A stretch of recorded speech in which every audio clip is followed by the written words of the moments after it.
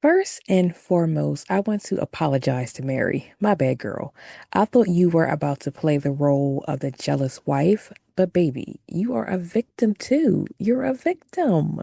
In my last video about imperfect women, I swore up and down Mary was responsible for what happened to Nancy.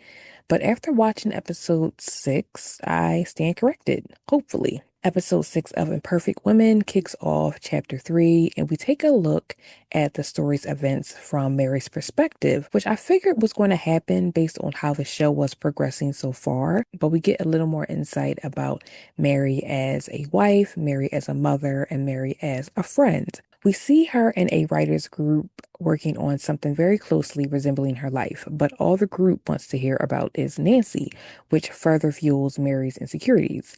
She's struggling with her day-to-day duties with Howard in between jobs, so she turns to Adderall, which is alluded to something she's done in the past to cope. Mary is trying to keep this hush hush, so she hides the drugs in a mint tin. And I already knew when Mary put her Adderall in that tin, somebody was going to find it. But I didn't expect it to be found and used in such a sinister way. But we'll get to that. There were a few important revelations in episode 6. We find out Mary did not know about Nancy and Howard's affair until after her death, when she discovered a page from a book of poetry. It's the same page that Howard gave Mary when they started their affair when she was a TA of his.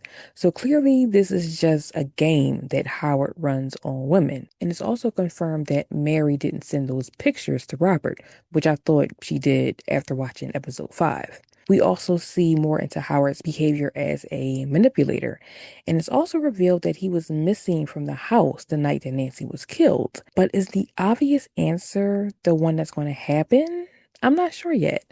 All signs are pointing to Howard because he is a man who does not like to be left, but that seems too easy. But I can't think of who else would have a motive to hurt Nancy. But one of the other major revelations for me in this episode was seeing the extent of Howard's evilness and what he would do to control the situation. Mary goes to Eleanor and tells her everything she learned about Howard and Nancy's affair.